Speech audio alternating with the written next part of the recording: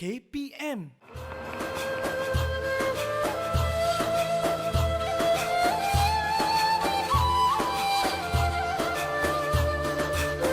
Assalamualaikum warahmatullahi wabarakatuh. Apa khabar semua? Pagi ini kita kembali lagi dalam slot motivasi pagi bersama dengan siapa? Dengan saya Dr. Kamilin Jamilin. Jadi insya-Allah pada pagi yang mulia ini, ketika mungkin ramai yang sedang tidur, ramai yang tengah makan pagi, kita semua di depan TV ni, kita semua sedang menonton satu rancangan iaitu perkongsian ilmiah daripada saya. Dan insya-Allah pada pagi ini kita akan berbincang tentang topik menuntut ilmu. Adik-adik, sahabat-sahabat semua, kita semua ni penuntut ilmu kan? Menuntut ilmu ni bukan pada pelajar-pelajar sekolah je, tetapi sampai ke orang tua pun akan menuntut ilmu. Seperti mana yang dikatakan oleh Al-Imam Ahmad, menuntut ilmu ni daripada kita buayan, masa kita baby lagi, sampailah ke liang lahat, sampailah kita mati. Masa kita muda, masa kita kat sekolah, kita banyak belajar-belajar untuk nak berjaya ataupun macam mana kita nak memilih kerjaya kita. Tetapi kemudiannya bila kita dah bekerja juga, banyak ilmu-ilmu yang kita kena belajar. Kita akan belajar tentang ilmu yang melibatkan pekerjaan kita. Kemudian ilmu yang tak boleh untuk nak kita tinggalkan. Baik, sama ada kita semua ni muda, ataupun kita ni dewasa, ataupun kita ni orang tua, semuanya kena menuntut ilmu agama. Setidak-tidaknya mesti kena ada asas, kena ada satu bekalan yang kita boleh bantu untuk nak kita membawa menghadap Allah Azza wa Jal setelah kita semua menghembuskan nafas yang terakhir nanti. Jadi kita semua ni adalah penuntut ilmu. Dan menuntut ilmu ni satu perkara yang sangat-sangat mulia. Kan dalam hadis Nabi SAW, Nabi kata, siapa yang mencari, menyelusuri jalan menuntut ilmu, maka Allah akan mempermudahkan laluannya ke syurga. Kemudian Nabi bagi tahu, para malaikat ni dia akan membentangkan sayapnya sebagai tanda sayang, tanda rahmat kepada para penuntut ilmu. Nabi bagi tahu orang yang menuntut ilmu ni, makhluk-makhluk di langit, makhluk-makhluk di daratan, di lautan semua akan minta ampun bagi dia. Sampaikan ikan-ikan dekat laut ni pun akan minta ampun bagi seorang penuntut ilmu. Kemudian Nabi SAW sebut perumpamaan orang yang menuntut ilmu dengan orang yang semata-mata beribadah. Orang yang semata beribadah ni dia hanya fokus nak pergi masjid mengaji Quran, dia tak berapa nak ikut kelas pengajian ilmu ni, tak berapa nak fikir, nak peningkan kepala ni semua. Dia cuma nak ibadah. Nabi kata orang yang menuntut ilmu ni lebih afdal, lebih mulia daripada ahli ibadah, abid itu semata-mata. Nabi kata umpama cahaya bulan purnama yang kita tengok terang berderang itu berbanding dengan bintang-bintang di angkasa. Beza kan cahayanya. Kemudian Nabi SAW bagi tahu sesungguhnya para anbiya itu tidak meninggalkan ataupun mewariskan harta. Tak ada emas, tak ada perak, tak ada wang ringgit, tak ada. Tetapi apa yang para Nabi itu wariskan, iaitu Nabi wariskan ilmu. Dan siapa yang mengambil ilmu ini, legasi ilmu ini, maka dia telah mengambil habuan yang sangat besar. Mungkin ada yang akan bertanya, adik-adik, sahabat yang tanya, Ustaz, adakah ilmu yang Ustaz nak cakap ni ilmu agama je ke, ataupun masuk juga pada ilmu sains ke, matematik dan sebagainya? Semua ilmu yang bermanfaat, yang boleh membawa kita lebih hampir kepada Allah, yang membawa kita lebih takut kepada Allah, maka itulah ilmu yang Ustaz maksudkan kat sini. Kalau adik-adik ataupun sahabat-sahabat semua belajar ilmu astronomi, dan bila kita belajar astronomi ni, kita bila tengok bintang-bintang di angkasa, planet-planet di luar sana, kita kaji tentang alam ini, kita akan lebih rasa kebesaran Allah, kita akan lebih hampir kepada Allah, kita akan muhasabah diri kita. Maka itulah ilmu yang bermanfaat kepada kita, yang Allah Azza wa Jalla sebut di dalam Al-Quran, innama yakhshallah min ibadihil ulama. Sesungguhnya yang takut kepada Allah itu adalah alim ulama. Alim ulama kat sini bukan hanya terhad kepada agamawan semata-mata. Of course, agamawan, ulama-ulama agama ini lebih utamalah, sebab mereka ni memang belajar direct firman Allah, firman sabda Nabi SAW. Mereka memang belajar all the time tentang Allah, tentang Rasulnya. So sepatutnya mereka inilah yang lebih hampir dan lebih takut kepada Allah. Tetapi kalau mereka ini tidak beramal dengan ilmunya, bukan orang-orang yang mempraktiskan sunnah Rasulullah SAW, mungkin mereka rugilah. Nabi SAW kata dalam hadis riwayat Muslim, "Idza mata ibnu Adam inqata'a 'amaluhu illa min thalath." 3 perkara sahaja amalan kita lepas kita mati nanti akan berterusan. Apa amalan dia? Sedekah jariah, ilmu yang bermanfaat, anak saleh yang mendoakan kita. Ilmu yang bermanfaat, yang itu yang kita nak kena kejar. So ilmu yang bermanfaat ni adalah ilmu yang kita belajar, kita amalkan, dan kemudian kita sebarkan dia, kita manfaatkan dia, kita jadi manusia yang boleh berkhidmat kepada agama, kepada masyarakat, keluarga dan ummah ini. Itu ilmu yang bermanfaat. Tengok, siapa yang buat aircon, Masya Allah, itu satu knowledge yang bermanfaat. Betapa hari ini ramai manusia yang mendapat keselesaan daripada aircon tu. Yang buat, even saya selalu terfikir kan, siapalah Masya Allah yang create sistem jamban ni, loji jamban ni, tempat yang kita buang najis ni kan. Kita rasa benda tu remeh kan? Tapi betapa besar nikmatnya itu, bila mana kita tak perlu macam orang zaman-zaman dulu, kena membuang dalam dalam dekat tanah ke, dekat semak ke, dekat tempurung kelapa ke, campak rata-rata ke. Tak pening lah nak fikir pasal tu lah. Alhamdulillah, ini semua adalah ilmu bermanfaat. Sebab tu Ustaz kat sini nak kita semua ni doa pada Allah, jadilah apa-apa pun. Nak jadi jurutera ke, nak jadi doktor ke, nak jadi apa sekalipun, tak ada masalah. Yang penting kita azamkan diri supaya ilmu yang kita pelajari itu dapat kita gunakan untuk berkhidmat, membantu agama Allah dan umat Islam ini, dan seterusnya masyarakat dunia secara umumnya. Jadi insya-Allah kita akan kembali selepas ini dengan topik yang berkaitan dengan menuntut ilmu. Didik TV KPM. Didik TV KPM. Pada slot kedua ini kita akan kongsikan tentang beberapa perkara penting yang perlu kita lakukan ketika mana kita menuntut ilmu. Yang pertama sekali, bila kita nak menuntut ilmu, kita mesti ikhlas kerana Allah Azza wa Jal. Jangan kita belajar ni semata-mata untuk nak orang puji kita.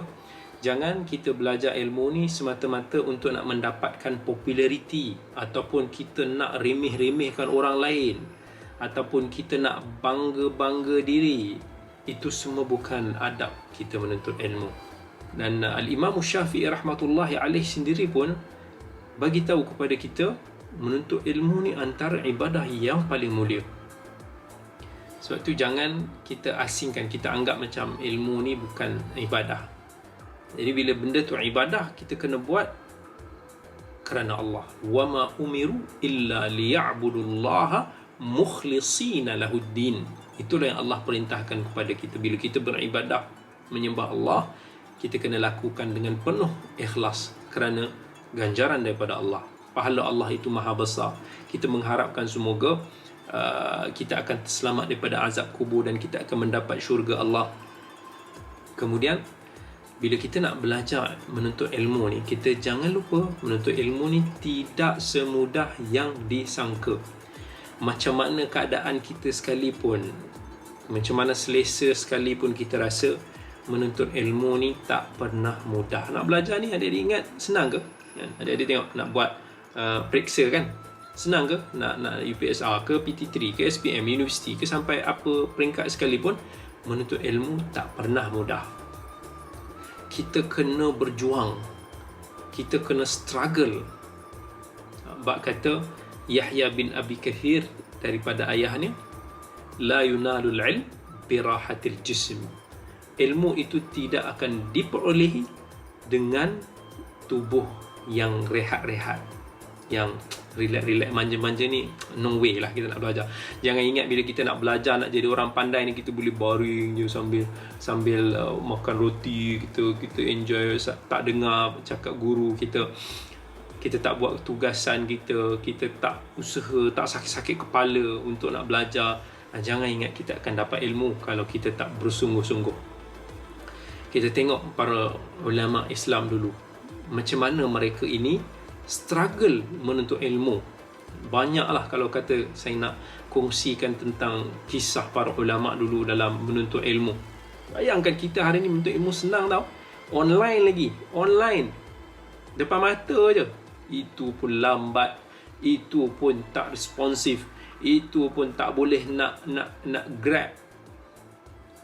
Tapi ulama dulu nak belajar berjalan kaki tau. Jauh. Di mana ada belajar depan mata? Di mana ada kena pergi dekat-dekat naik motor ke apa? Jalan kaki. Al-Imam Abu Hatim Ar-Razi yang meninggal tahun 277 Hijrah. Dia kata dalam 6 tahun dia menuntut ilmu sejauh 6,000 kilometer lebih kurang. Dengan ukuran zaman dulu 1000 farsakh tu. 6,000 kilometer lebih kurang dia punya. Dia kata aku kira aku berjalan kaki. Jalan kaki. Bayangkan daripada KL nak pergi Kelantan pun 300-400 kilometer. Kalilah dengan 10 kali, lebih, kali 20 kali ulang alik macam tu. Maksudnya proses dia nak menimba ilmu tu, dia akan pergi daripada Palestinnya, pergi ke Syamnya, pergi ke Syrianya, pergi ke Turkinya, kemudian pergi ke Iraq, pergi ke ulang alik Mekah, Madinah, macam-macam. Semuanya sebab apa? Sebab nak menimba ilmu. Tengok, tak ada. Tengok mana-mana scholar Islam, ilmuwan Islam yang hebat-hebat, tak adanya mereka belajar ni senang lenang. Tetapi kita akan dapati betapa susahnya mereka akan belajar. Sampai kata ada yang sampai kena jual baju sendiri, sampai tak ada pakaian, sampai tak ada makanan, lapar berhari-hari tak makan. Susah kan? Jadi kita pun sama. Walaupun kita ni dah cukup senang lah sebenarnya, cukup mudah dah, tetapi pasti akan ada cabaran yang mana kita semua kena cuba untuk atasinya. Okay. Kemudian dalam nak menuntut ilmu ni, kita tak boleh goyang kaki, tetapi kita kena usaha untuk nak rekod, sama ada dalam memori kita ataupun dalam catatan kita. Adik-adik kena tulis kan. Kata Umar bin Al-Khattab radhiyallahu an, qaidul ilma bil kitabah. Tulis ilmu kita ini dengan penulisan, ditulis. Rekodkan ilmu kita, tulis. Kalau sekarang kita boleh rakam dengan YouTube ke, kita boleh buat rakaman MP3 ke, boleh juga. Jangan bergantung sepenuhnya kepada memori kita, sebab memori kita ni adalah pengkhianat. Nanti kita rasa macam kita boleh percaya memori kita ni, kita rasa kita boleh absorb, kita boleh ingat. Tetapi bila kita nak pakai dia, nanti Allah lupa pula. Macam-macam kan. Kita selalu bila datang ke kelas, kita tak nak tulis, kita dengar, kita rasa macam okey, aku boleh absorb. Tapi sebenarnya kita tak ingat tau. Kita mungkin faham dia lalu, tapi bila kita nak repeat balik, kita dah lupa, kita dah miss dah apa sebenarnya yang dikatakan oleh guru tersebut. So jangan lupa catat, buat rakaman. InsyaAllah selepas ini kita kembali lagi dengan menyambung lagi tentang topik adab menuntut ilmu. Jangan ke mana-mana. Didik TV KPM. Didik TV KPM. Antara perkara yang sangat penting kita sebagai penuntut ilmu ni kena jaga adalah kita kena jaga antara adab kita dengan guru kita. Hormat guru kita, kita jangan ambil mudah kita dengar cakap guru kita. Ya, kita kena tepati masa. Jangan kita ambil mudah dengan soal masa, sebab masa inilah yang akan menentukan kejayaan seseorang itu. adab bersama dengan guru akan membuahkan barakah. Sebaliknya, kalau kita abaikan guru kita, kita tak peduli, kita tak menjaga adab kita, maka ilmu kita tak ada barakah. Bila tak ada barakah, susahlah untuk nak kita berjaya. Baik, kalau kita nak menuntut ilmu ni, apa ilmu yang penting untuk nak kita belajar? Antara ilmu yang penting untuk kita belajar, sudah pasti, saya tak kira lah kalau kata sahabat-sahabat, adik-adik semua ni nak pilih apa bidang sekalipun, nak pilih bidang perubatan, nak bidang sains, jutera ke apa sekalipun, boleh, tak ada masalah. Tetapi jangan sesekali abaikan ilmu agama. Sebab ilmu agama adalah ilmu yang akan menentukan kejayaan kita di dunia dan di akhirat. Bukan kata kejayaan tu maksudnya daripada sudut material, tetapi bila kita belajar, bila kita ada ilmu, insya-Allah Allah akan bantu kita. Sebab Allah tahu kita ni berusaha untuk nak belajar ilmu-ilmu Allah ni. Bila kita belajar ilmu agama ni, kenapa kita berusaha nak jadi hamba Allah yang lebih baik? Kita nak tambah amal saleh kita. Kita nak beramal tu dalam keadaan yang jelas, yang tahu mana yang betul, mana yang salah, mana yang tepat, supaya kita tak tersalah. Jadi kita berusaha, dan bila kita ada ilmu ni, insya-Allah iman kita ni akan bertambah. Bila ada amal yang saleh, kita insya-Allah ada iman kita tu akan bertambah dan bertambah. Bila kita ada cukup bekalan ilmu dan iman, maka insya-Allah segala macam ujian, segala macam rintangan yang ada dekat dunia ni kita boleh harungi. Sebab kita tahu di sana ada Allah. Kita tahu Allah yang memerhatikan kita. Kita tidak mengharapkan sesiapa pun melainkan daripada Allah Azza wa Jal. Tetapi kalau kita tak ada iman, kita hanya ada ilmu, kita hanya ada harta, sebab tu ramai daripada orang dia tak mendapat ketenangan. Walaupun dia enjoy, dia berhibur, tetapi tak ada ketenangan dalam diri. Sebab sumber ketenangan adalah daripada Allah Azza wa Jal. Dan nak mendapatkan ketenangan itu, sebab kata Allah Azza wa Jal, ala bidzikrillahi tatmainnul qulub. Bukankah dengan mengingati Allah, hati itu akan menjadi tenang? Jadi kita nak belajar ilmu Allah, dan bila kita nak belajar ni, ilmu apa dalam agama ni yang paling bermanfaat untuk kita? Sudah pasti ilmu-ilmu yang boleh menambah amalan saleh kita. Kita tengoklah, kalau kata kita ini memang daripada jurusan bidang agama, so kita boleh pilihlah bidang-bidang secara mendalam. Nak pilih takhasus kita dalam hadis ke, dalam syariah ke, dalam bahasa Arab ke, dalam usuluddin ke, boleh. Dan dalam tu ada macam-macam bidang lagi. Kalau kita minat tentang hukum hakam, kita minat tentang isu-isu semasa, muamalat, ekonomi dan sebagainya, very sesuai untuk nak kita ambil syariah. Tetapi kalau kita minat daripada sudut ketulinan sumber, kita minat untuk nak belajar mendalam tentang Nabi kita sallallahu alaihi wasallam yang menjadi sumber kepada hukum hakam ini semua, maka kita boleh mendalami bidang hadis. Bidang bahasa Arab, orang yang minat dengan kesenian bahasa. Tak semua orang minat, tak semua orang boleh faham dengan baik kesusasteraan ni. Tetapi bahasa Arab ni satu benda yang penting untuk nak kita belajar kan. Jangan kita ni abaikan bahasa Al-Quran, sedangkan itulah bahasa yang kita gunakan masa kita salat. Tetapi kalau kita abaikan bahasa Arab, kita dahulukan bahasa-bahasa lain, seolah-olah kita ini cuba untuk nak berjaya di dunia tetapi tak berjaya di akhirat. Allah akan tanya, kamu dulu belajar bahasa Inggeris, kamu belajar bahasa Mandarin, sebab apa? Kamu nak berjaya dalam bisnes kamu. Tetapi kamu tak belajar bahasa Arab, kamu tidak cuba nak mendalami bahasa Al-Quran, bahasa wahyu, bahasa salat yang kita pakai. Kamu tak ada usaha itu. Macam mana kamu nak berjaya dekat akhirat? Macam mana kita nak jawab? So sebab tu kita kena seiring. Walaupun kita nak berjaya dalam bahasa lain, jangan kita abaikan bahasa Al-Quran. Ini sangat-sangat penting. Kemudian, kalau orang yang bukan dalam pengajian agama, pelajar yang bukan dari bidang agama, dia nak belajar agama, apa bidang, apa subjek yang sepatutnya dia belajar? Tumpukan kepada perkara-perkara yang bermanfaat bagi diri kita. Tak semestinya kita kena ikut orang lain. Dan kita subjektif dalam perkara tersebut. Mungkin berbeza daripada seorang ke seorang berdasarkan kepada situasi dia. Tetapi Apa yang penting, kita spend time kita sikit untuk dengan ilmu-ilmu yang boleh berikan kepada kita peringatan, yang boleh berikan kepada knowledge kepada kita untuk nak menambah amal kita. Bukan sekadar menambah amal kita, tetapi boleh memperbetulkan amalan kita. Berapa banyak amalan-amalan yang kita buat ikut-ikut, tetapi rupa-rupanya itu bukanlah amalan yang diajarkan oleh Nabi kita sallallahu alaihi wasallam. Kita belajar itu. So bila kita belajar, insya-Allah bila kita dapat kefahaman yang betul, kita dapat ilmu yang betul, insya-Allah kita akan menjadi hamba Allah, orang Islam yang lebih baik. Kemudian kita boleh combine kan, kita boleh integrasikan antara ilmu-ilmu wahyu dengan ilmu-ilmu duniawi yang kita pelajar. Rupa-rupanya masya-Allah banyak correlation dan juga collaboration yang kita boleh dapatkan daripada interaksi yang baik di antara dua ilmu ini.